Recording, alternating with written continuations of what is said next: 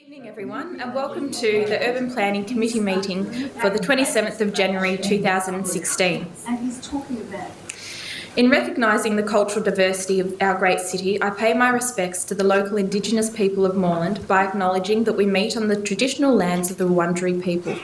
I offer my respects to the Wurundjeri elders past and present and to all Aboriginal and Torres Strait Islander people. Members of the gallery, please note this Urban Planning Committee meeting is being recorded and web streamed live to Council's website. The recording will be available as video on demand. Gallery attendees are advised that they may be recorded during the meeting.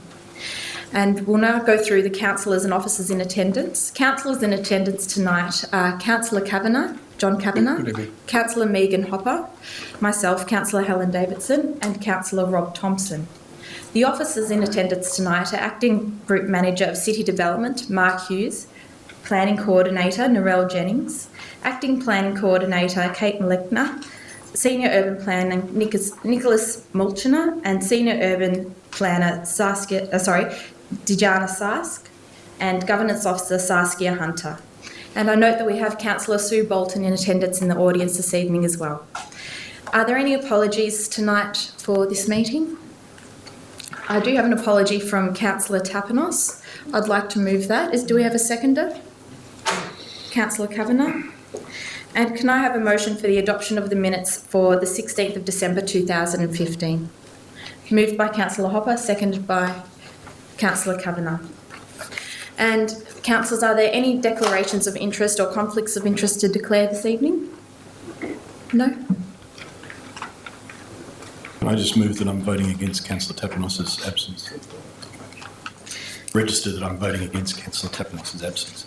Saskia, can we register Councillor Rob Thompson's objection to Councillor Tapanos's absence? Okay, I'll just move on to giving you a brief introduction about how this evening's meeting will run. The relevant planner will introduce the report and the officer's recommendations. I'll then give any objectors the opportunity to move to the lectern to make their submission. After this time, the applicant will be given the opportunity to speak. If you are making a submission this evening, please state your name and address clearly for the record. You're requested to present your viewpoints clearly and concisely on why you support or oppose the planning application. Please do not repeat what other speakers have said and keep the discussion focused on relevant issues and points not previously raised. If you're opposed to the planning application, please inform the committee why you're opposed and suggest an alternative approach which would satisfy your concerns. Please use this opportunity to focus on your concerns rather than matters of detail in the officer's report. And there is a time limit of 3 minutes for each speaker, but as chairperson, I reserve the right to increase or decrease the time available to any speaker. So the first item on the agenda is Pentridge Boulevard, and I'll briefly explain this particular application and how it differs from the rest of the applications that are listed. So it's 21 Pentridge Boulevard, Coburg. The Notice of Ministerial Permit Application, D16-13287. This report will be presented by Planning Coordinator Narelle Jennings shortly. It is important to note that on this item, Moreland City Council is not the responsible authority for this application. Instead, the Minister for Planning is the responsible authority to determine this planning application. Moreland City Council has been asked to comment on the application for the proposed construction of 2 buildings, one totalling 19 stories and one totalling 9. As Council is not the authority responsible for making a decision on this application, this agenda item is not one which provides for objectors to submit their planning concerns or one which provides for the applicant to put forward their proposal and response. Instead, I'll allocate 15 minutes for the gallery to ask questions of councillors regarding points which they wish to have clarified based on the recommendations put forward. So I'll pass to Narelle now to outline this report. Thank you, Councillor. Just having some technology issues, so I'll bring up my presentation now. Thank you. So DED 1/16 is considering notice of an application from the Minister for Planning for an application for a 9-storey building and a 19-storey building at 21 Pentridge Boulevard in Coburg. Give a bit of context, there's an aerial up on the slides and this is the subject site near the corner of Pentridge Boulevard and Stockade Avenue. That's Murray Road along here, Champ Street and Pentridge Boulevard. So as I said, the Minister for Planning is the responsible authority for the decision on this application. Notice of the application has been given to Council, and the report in tonight's agenda outlines a recommended submission in relation to both the planning permit application and the planning controls for the Pentridge estate. So in terms of the statutory controls for the site, the report outlines the history of the planning controls for the site and notes that the activity centre zone applies to the site now, and the precinct map nominates building heights of up to 19 stories for this site. So just briefly, the new activity centre zone was gazetted in October 2015. In terms of the Pentridge sites, the introduction of the new zone was a policy-neutral translation of the former comprehensive development zone which applied to the site. There are also 2 master plans which are incorporated documents into the planning scheme, and the height diagrams that you see in the activity centre zone come from those master plans. The site, which is the subject of the application, is part of the registered area with Heritage Victoria, and as such the proposal requires a permit from Heritage Victoria as well. And there is also an existing planning permit in place for development of a 9-storey and 19-storey building on the site, and the report outlines the history of that planning approval as well. The report also outlines the history of both council officers and the state government's questioning of the rationale of the building height and placement for the master plans for the Pentridge precincts, and that's important in terms of the recommendation that's been made, which I'll get to in a moment. In terms of the application itself, this is a brand new planning permit application that's been submitted to the Minister. As I said, the Minister for Planning is the responsible authority. The Minister for Planning took over responsible authority status for the entire Pentridge redevelopment back in 2009 when he gazetted the activity zone centre zone amendment in 2015. He returned responsible authority status to Council for all of the site with the exception of the site which is the subject of this planning permit application. I believe that's because the application had recently been lodged with the Minister. The proposal that has been lodged is for a 19-storey building and a 9-storey building. There's a copy of the plans at attachment 2 of tonight's agenda. I won't go into the detail of the proposal, but very briefly it proposes 220 dwellings above 3 levels of podium car parking. There's a mixture of 1 and 2 bedroom dwellings. The proposal also involves the reconstruction of a bluestone wall along Pentridge Boulevard and other alterations to the existing bluestone walls. The report highlights a number of concerns with the proposal, including the design and form of the 19-storey component, the lack of dwelling diversity and affordable housing. The report does note, though, that the height of the building is consistent with the height set out in the activity centre zone. So the recommendation, which is included at pages 3, 4 and 5 of tonight's agenda, make a recommendation about what Council's submission to the Minister should be, and it outlines that the Minister, that Council requests that the Minister for Planning requests the Office of the State Government Architect review the master plans for the entire Pentridge estate.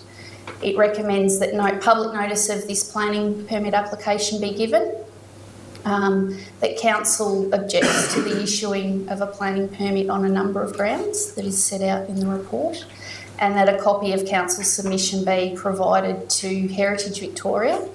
And the report also notes that if the Minister does decide to approve the application, that council officers suggest a number of conditions to be included on any permit that's issued.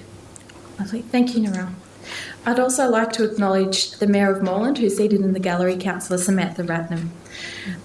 Now, I'll need to call for a motion to suspend the standing orders. Could I please have a motion to do so? So moved. Councillor Kavanagh, seconded by Councillor Hopper.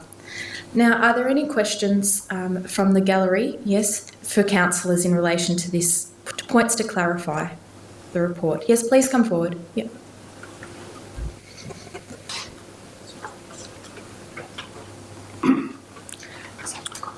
So my name is Michael Hamill-Green, 41 Kendall Street, Coburg.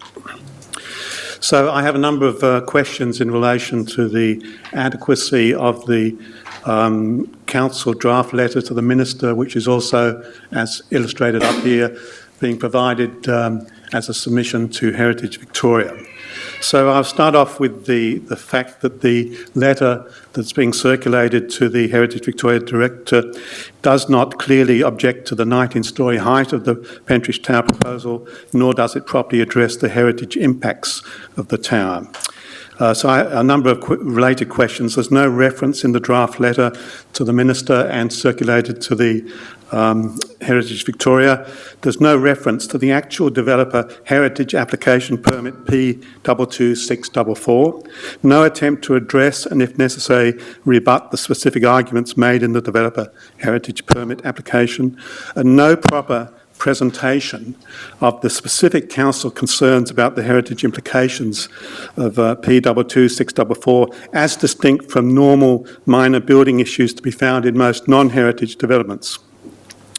On the contrary, the letter, as it's stated at the moment, the draft letter to the Planning Minister, CC to Heritage Victoria, seeks to justify the 19-storey height in terms of it being valid within a previously granted but not implemented planning permit, despite A, the fact that this earlier proposal had less stories, with the new proposal now involving a potential extra 3 stories, and despite B, the need to assess both the earlier and the current proposals in terms of how valid they are in meeting the requirements of the Heritage Act 1995, the Moreland Council's own heritage policies, the Borough Charter guidelines, and the Council's recent unanimous resolution expressing its strong objection to further destruction of the heritage value of the Pentridge precincts.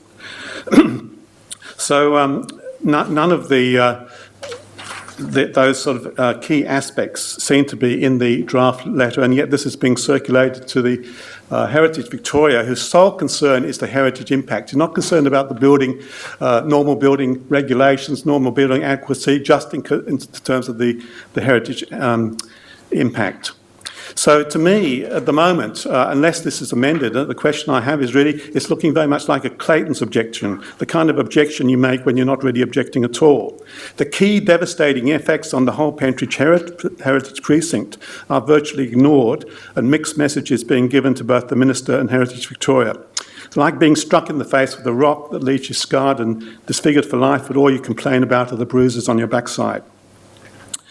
So if you look at one of the relevant heritage requirements, the Moreland Council's own 2013 Moreland Planning Scheme Heritage Provision Section 22.09 to 3.3, it states clearly that any new buildings in Moreland heritage areas should, quote, respect the existing scale, massing, form and siting of contributory or significant elements, should not dominate the heritage place or precinct, should not obscure important view lines to contributory or significant heritage buildings or their features, but rather should be visually recessive and not dominate the heritage place.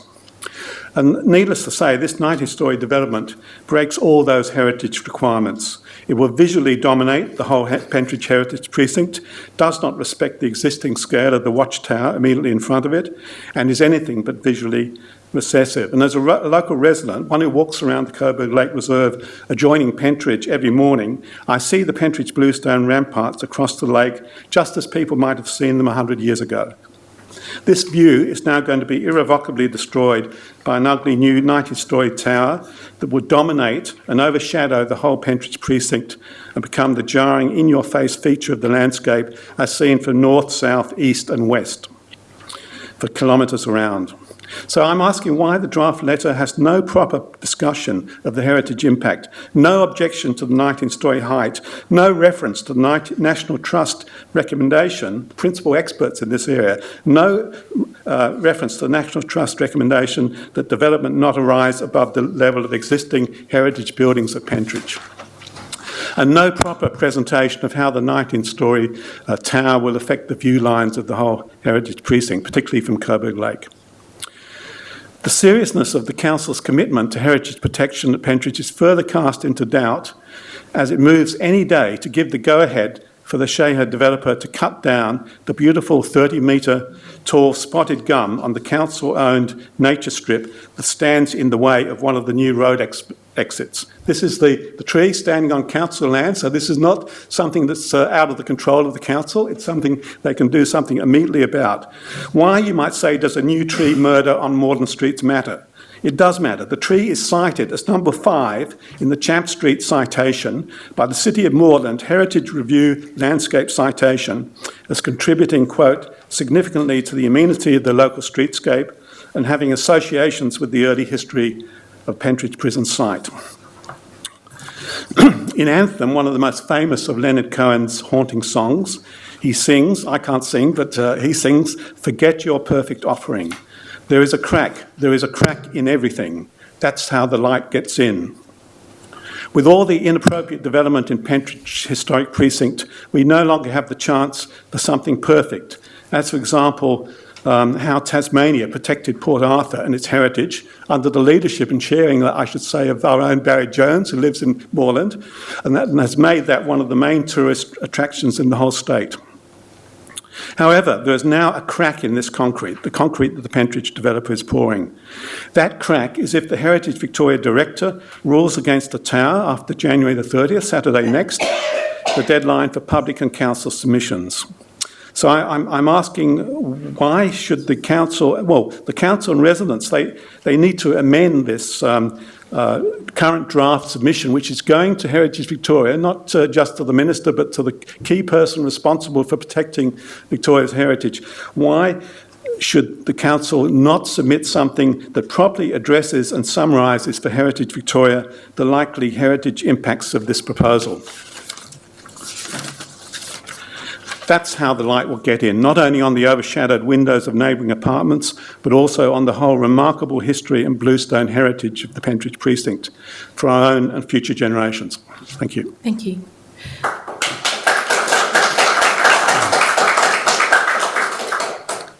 Is there another member from the gallery who wishes to ask questions or points of clarification about the report?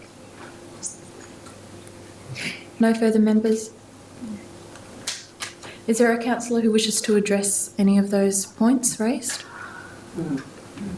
Just a couple of them. Many of them I won't be able to. But first of all, I agree with 99% of what Michael had to say there. The issue is the responsible authority, and who is the responsible authority. Because Heritage Victoria are the protector now of this area, because that is the case, our heritage concerns, and this has been a council that has valued heritage. In the time that I've been on council, I think we've put 1,245 properties on heritage listings, for example. You know, it's around that figure anyway. It's a large figure, and when we do that, and I know I'm digressing a touch, but when we do that, be assured, it's not a one-way thing. You get a lot of people, a lot of criticism, a lot of angst in the process. And yes, I'm a great lover of heritage, but you'll be surprised how many people in our community are not, and particularly those that want to develop particular properties, etc. But anyway, but in this case, Heritage Victoria has that sole role. When Minister Madden took away our responsible authority and gave us and came back with a master plan, and Minister Guy allowed that to continue. And up till this point, Minister Wynne has allowed it to continue. I mean, they've only received back responsible authority in October. And even though the officer mentioned that we have responsible authority for every part of the area except for this property, but now we have a master plan, right, as well. So in that sense, that also weakens what we can do. It sounds great to say we're responsibility for, say, 95% of the site.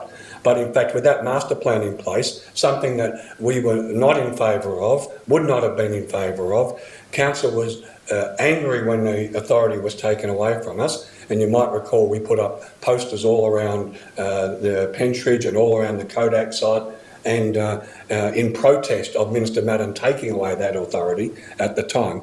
They return it to us, but they return it to us only, if you like, to do the pedestrian things that need to be done in planning, but take away all the authority that we have to make decisions as such. So, if you like, they give us back the bits they don't want, the bits, the housekeeping, and keep all of the controls for themselves. And this is the case here. I wish that council could put in their commitment to heritage in their letter, but we are not the protector of this. Heritage Victoria is, and the minister. It would be absolutely ideal if the minister said to council, because he has a stroke of a pen, he can approve things and he can change things, right? But at this point, council only can raise its objection in the same way that a resident can raise their objection. And once again, although there were no third-party rights, another thing that was taken away. So I know that's not the answer you want to hear, but they are the facts. Thank you, Councillor Kavanagh. That was a very good summary. Any other councillors wish to make comment? Councillor Just in response, Michael, I had read through the email that you sent us and I had responded to it very briefly, and I don't wish you to think that we're not taking this on board and listening to all of the emails that are coming to us.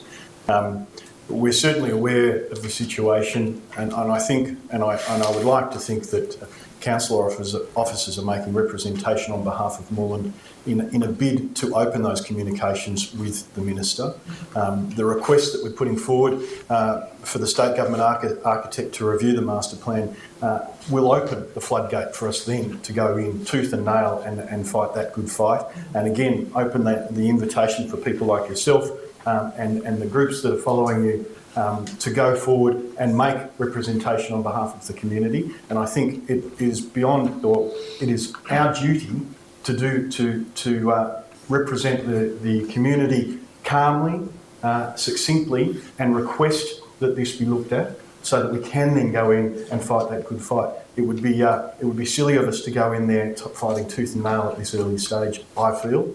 Whilst the minister is fully aware of where we stand on this particular view on this particular site, and we are continuing to have those discussions both through the Mayor's office and through council officers. This is purely our representation so that they can say, yes, we agree, and yes, let's open it up, and then we will come in firing on all cylinders. Thank you, Councillor Thompson. Any further discussion? Look, I'm happy to add to it if this is the only opportunity to do so. I just want to echo everything that Councillor Kavanagh and Councillor Thompson have already noted.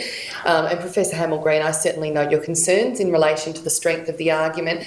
The letter does mention the heights, and it does go into the advocacy that Council's gone into in the past in terms of wanting to prevent the increases to height in this particular location, as well as wanting to protect the heritage of this location.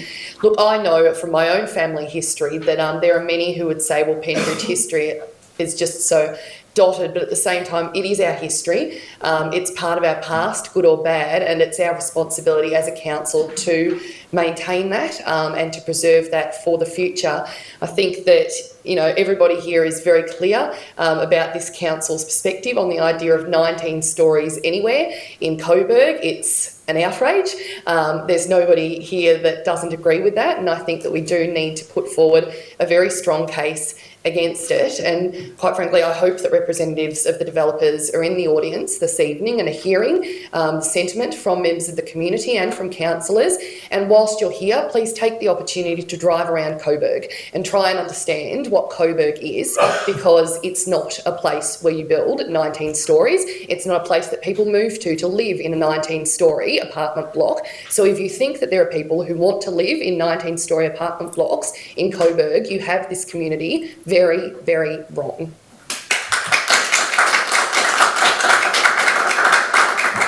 Thank you, Councillor Hopper. I'll now need a motion to resume the standing orders.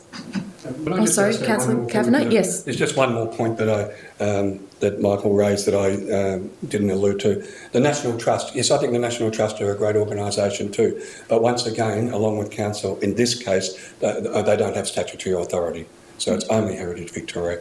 And finally, and I meant to say before, please don't get me wrong, I'm thankful for the people that Michael and I'm thankful for your advocacy. I am. And it's so frustrating in this job at times.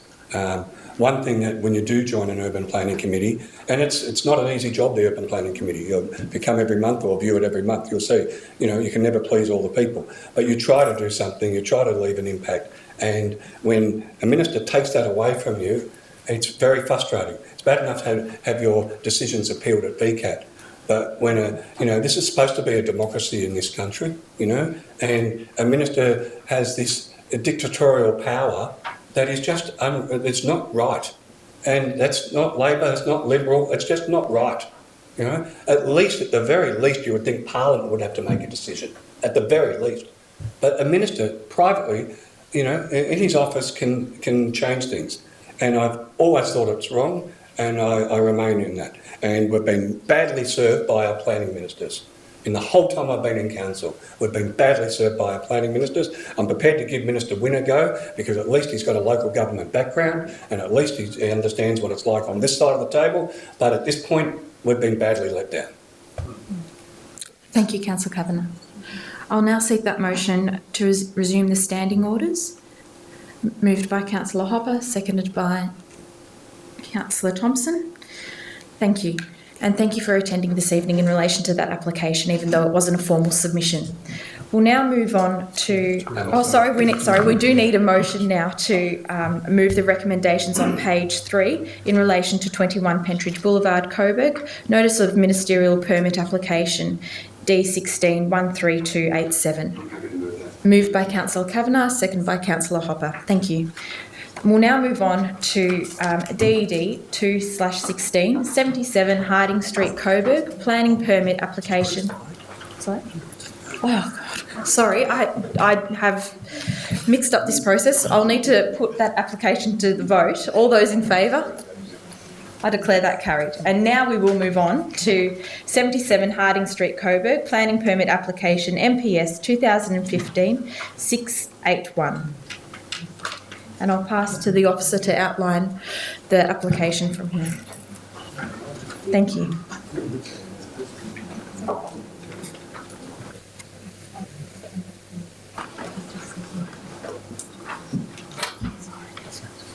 This application proposes use of the land for the sale and consumption of liquor associated with a restaurant, buildings and works to the existing building, and a reduction of the standard car parking requirement. Notably, a permit is not required for the use of the land as a restaurant. And the site is located on the north side of Harding Street, approximately 10 metres east of Salisbury Street. The site contains a single-storey commercial building with frontage to Harding Street. Vehicle access is to the rear via a laneway. The premises is currently vacant but was previously used as a beauty salon. The site's located in a small pocket of commercially one-zone land, and land in the wider surrounding area is in the neighbourhood residential zone.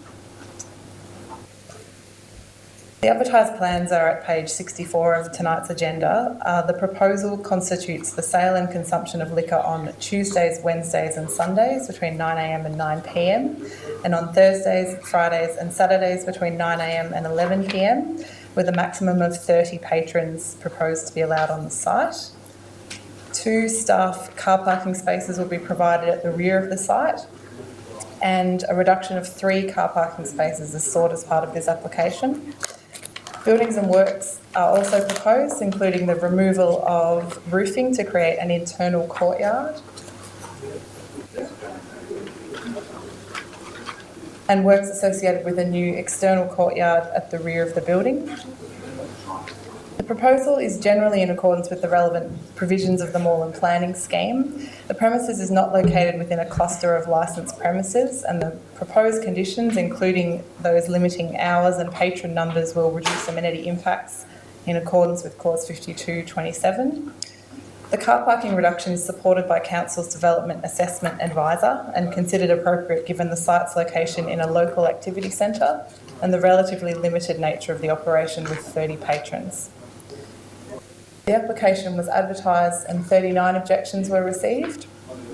The key concerns raised include traffic and parking impacts, amenity concerns related to the service of alcohol, compatibility of the use with the surrounding area, impacts of waste collection and delivery, and concerns that the use may operate as a bar. A planning information and discussion meeting was held and was attended by council officers, the applicant and objectors. There's a number of conditions aimed at addressing some of the concerns raised by objectors. That includes an earlier closing time for the courtyard at 9 p.m. Tuesday, Wednesday and Sunday, and 10 p.m. Thursday to Saturday. Restriction of patron numbers to 30, provision of a waste management plan, and restriction of bottle disposal and deliveries to the Harding Street site frontage. Provision of a self-closing door to the courtyard, and restriction of the predominant activity on the premises to be the preparation and serving of meals.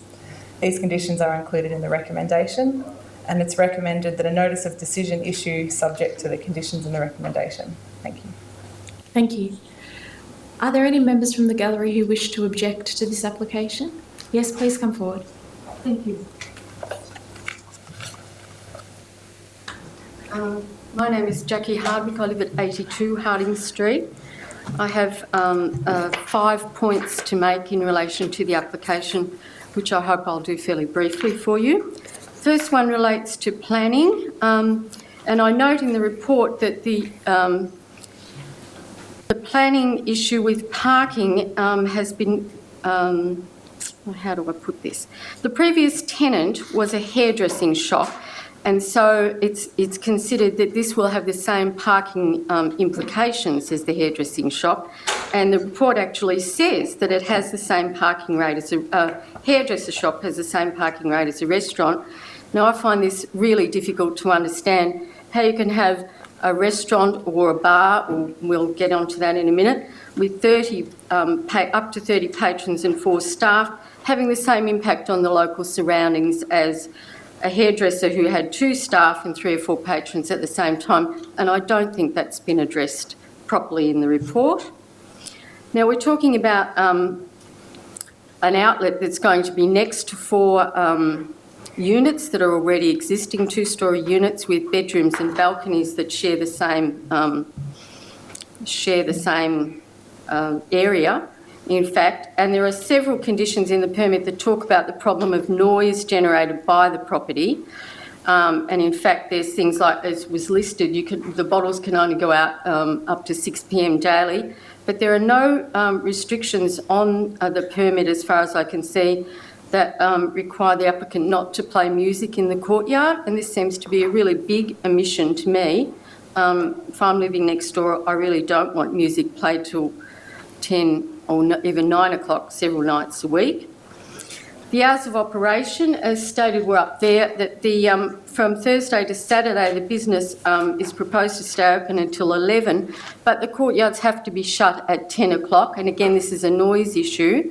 But I'd like to point out that 3/4 of the seating in the business is in the courtyards.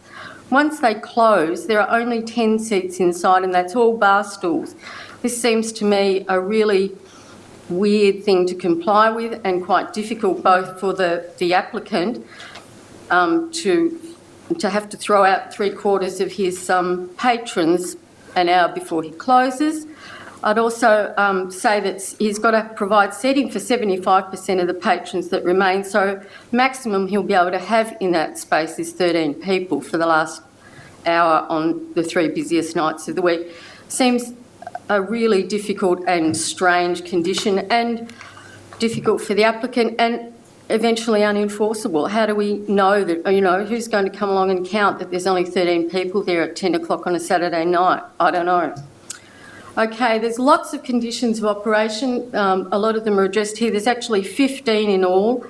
And I think quite a lot of them are actually unenforceable. I mean, who's going to see that the bottles are only emptied until 6 o'clock daily?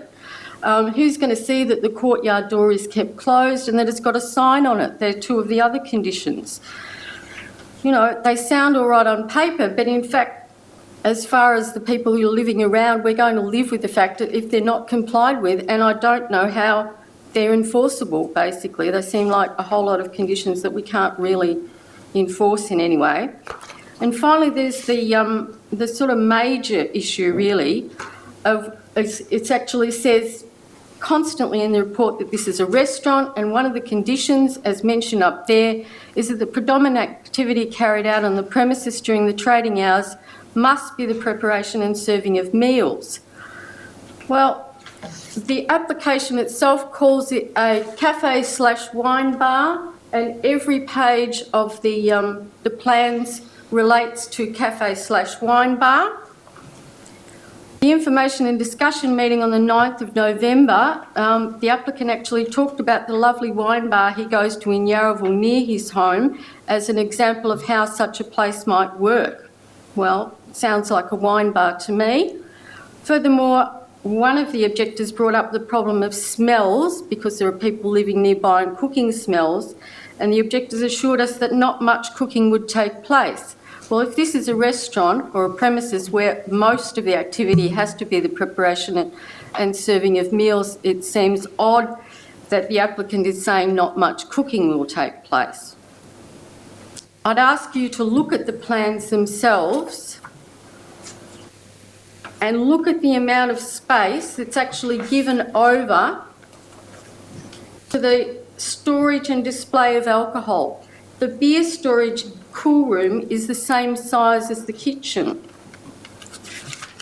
The front of the premises is set up as a bar. There are 10 bar stools. These are the only inside seating, okay? There's 6 beer taps in the front. This is, if you look at the edge of 77, 6 beer taps, 10 bar stools. And on the west wall, which is next to 75, there's a 3.8 metre wide, 2 metre high wine rack. So it looks like a bar to me, and the internal seating bears that out. And I don't think a bar is an appropriate thing to have slap bang next to residential properties. So I would ask you to look at these unresolved issues and what seems to me a huge potential for conflict with the residents in the area. Listen to the 39 residents who objected and turned down this application. Thank you. Thank you. Is there another objector? Please come forward.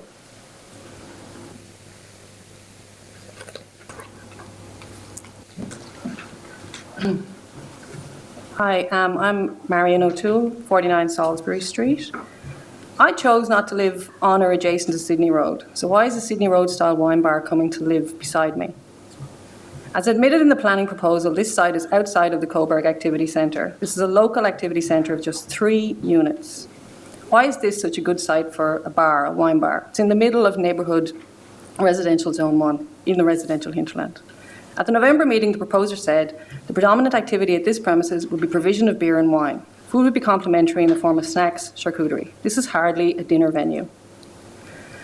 The committee's recommendation is that predominant activity carried on at this premises must be preparation and serving of meals consumed on site. This should indicate that a commercial kitchen is required and all that goes with that. There's no external flue proposed. How are kitchen smells and smokes to be dealt with? There's nothing there. And then how does one monitor how much food relative to alcohol is actually sold here? There's no systems in place. You don't know what's going to happen there. You have no idea. Who here lives beside a bar or has lived beside a bar? I have worked and lived above bars. I work in a business across the road from a bar. So it's with some experience that I can say, I know what stale beer bottle bins smell like, especially on hot days. I'm not looking forward to having that smell around my home. I know how noisy the business of bars can be, with music, chatter, general banter. The half hour of grace after serving alcohol has finished can be the most raucous. There is no guarantee the glass won't break on the right of way, which cars use and children play on. I've spent mornings sweeping glass and cleaning pee and vomit from my business doorway and windows. Dried-in vomit does not wash off easily. I've often come out to my car park after work at 9 p.m, so it's not late, to find some random drunk peeing on my car park gate before I can even open it. I've come to expect this kind of thing on the high street. I do not wish to do the same on my residential doorstep. Quote from the agenda: the proposed hours of service of liquor will limit the potential for off-site amenity impacts. Is anyone here aware of the Sunday session? It's an all-day drinking thing on a Sunday. Hours of service mean little. If an individual or group decide to drink and party, they can do so at any time. And after leaving licensed premises, they can linger outside cars, chat, just stay on the side of the street, have some banter until they get bored or get a better offer. This is the nature of drinking. It's about lively chatter, being social. And to be honest, I don't have a problem with drinking, banter, and the inevitable faffing around that occurs when a group leave a bar on the high street, but adjacent to family residences in a neighbourhood residential zone 1. Quote from the agenda as well: it's widely accepted principle that residents adjacent to a commercial zone cannot expect the same level of amenity as residents in residential hinterland.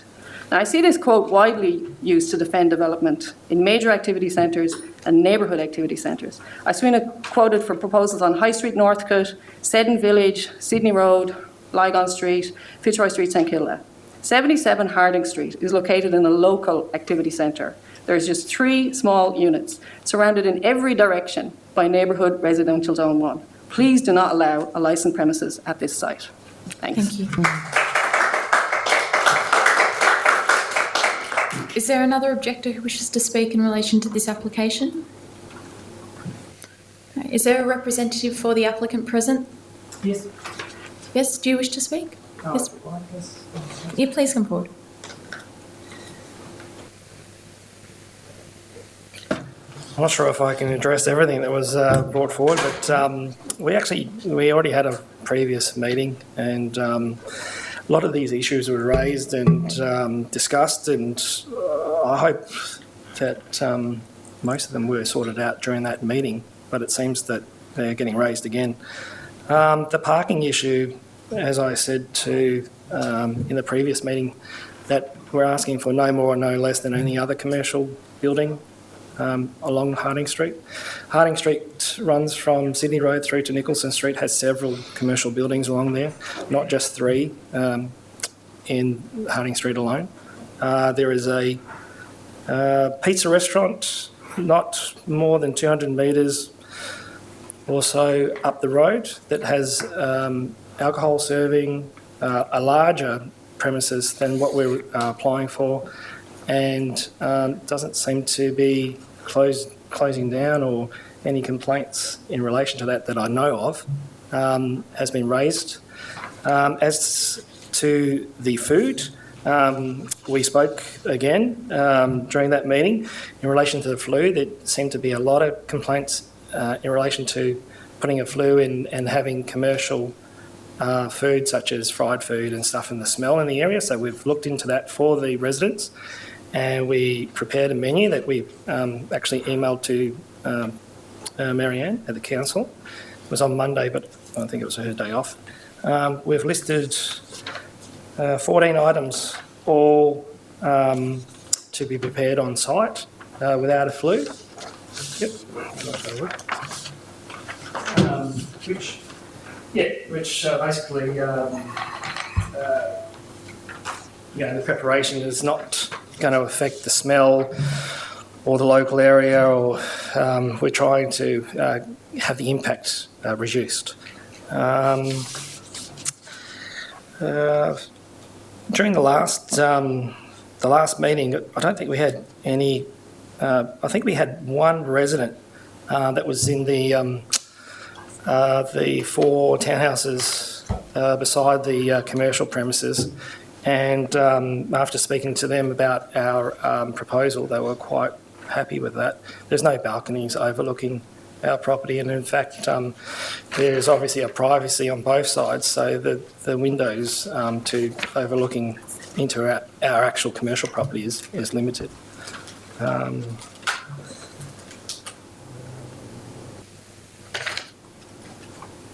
As to the cafe wine bar on the on the proposal, that was never our intention to have the wine bar put on there. And in fact, when we submitted the plans, it didn't have wine bar on it. The architect actually put that on there and sent it through via email. So when the actual plans went out, they were obviously photocopied from the email that was sent, but the actual hard copies that were presented to council didn't have wine bar on it at all.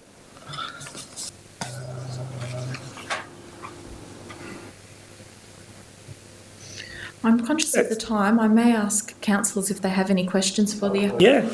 Yes, Councillor Kavanagh.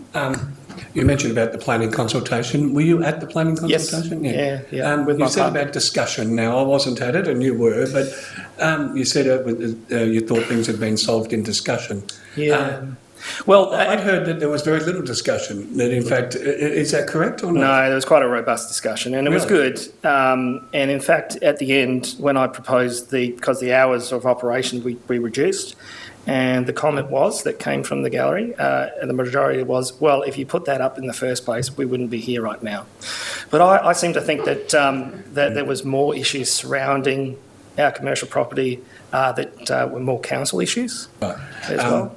So the hours that you agreed to amend, they're the current hours that we're looking at? Correct. But the people are still here?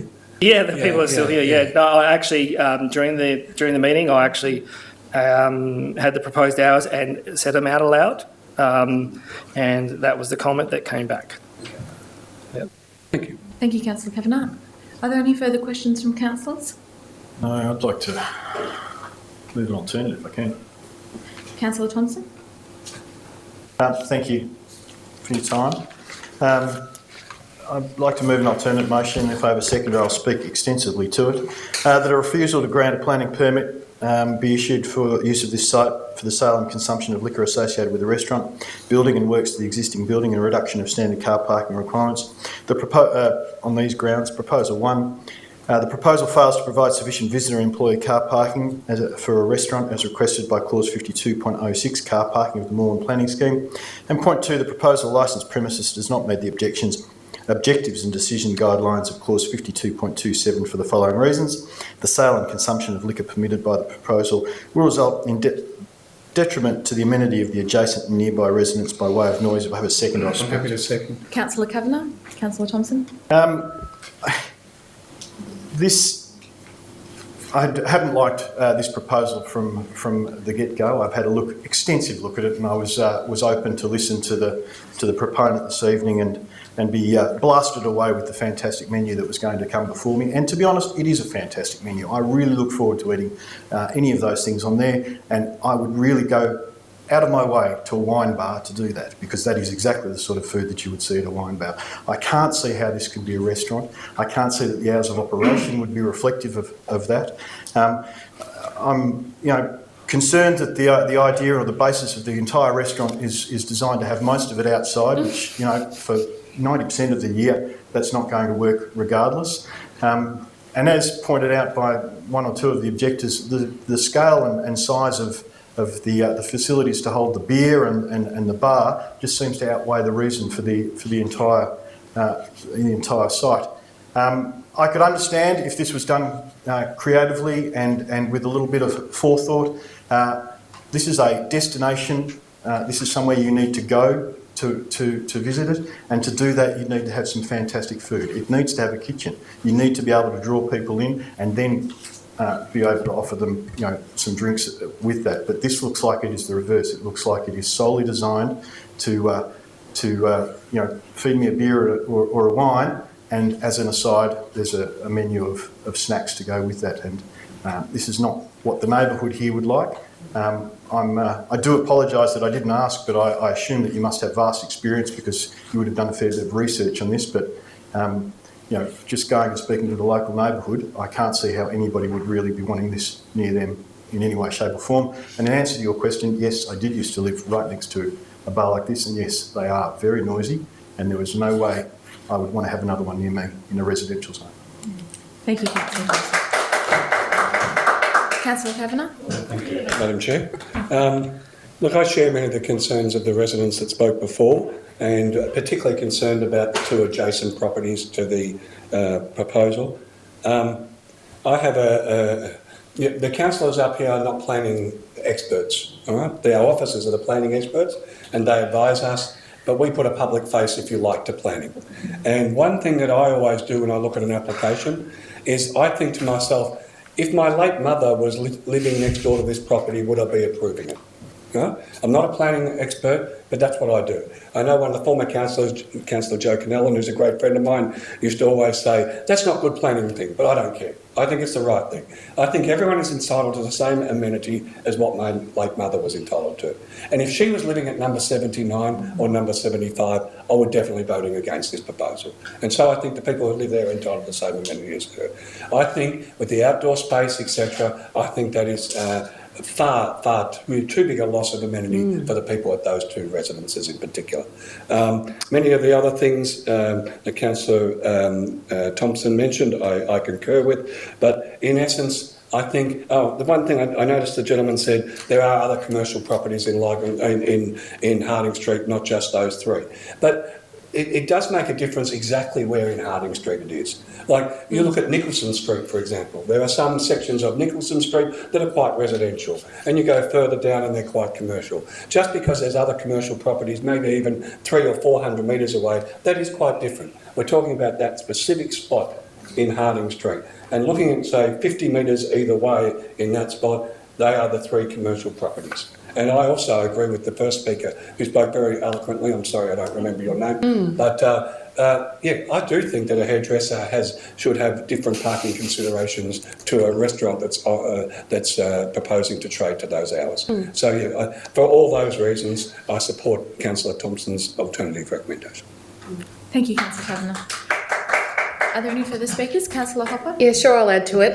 Like Councillor Kavanagh, I was blown away by the suggestion in the report that a hairdresser has the same parking requirements as a restaurant or a bar. I mean, what hairdresser has 30 people in there getting a haircut at the same time, as well as the staff? That just makes profoundly no sense. I know that there are people watching at home and people in the gallery who haven't had the opportunity to view the menu that's been handed up to councillors. So seeing this is a restaurant, I just want to let you know what is on the menu. There's a cheese platter, a bowl of mixed olives, a plate of antipasto, bread with olive oil and balsamic vinegar, a chorizo plate, a variety of baguettes, pita bread with dips, bruschetta and vegetarian skewers, along with a couple of snack-sized desserts. Now, I've been to a few restaurants and I've been to a few bars as well, I have to admit, and I do know the difference between a bar snack menu and a restaurant menu, and I don't think I've ever, in 3 years on council, had anyone try to as convincingly pull the wool over my eyes as when I've been told the word was not supposed to be on the application, because this is a wine bar. This is a wine bar and that is a wine bar, so we're not considering a restaurant here, and I absolutely agree that this is not amenable to a residential street. Thank you, Councillor Hopper. I'll put Councillor Thompson's alternative motion for refusal to the vote. All those in favour? I declare that carried. And I'll now pass to the Planning Officer to sum up the process from here. Thank you. Council has decided to issue a refusal to grant a planning permit subject to the grounds outlined in the alternative motion. Once the refusal is issued, a copy will be sent to the applicant and all objectors, and the applicant will have 60 days to appeal the decision to the Victorian Civil and Administrative Tribunal. Thank you.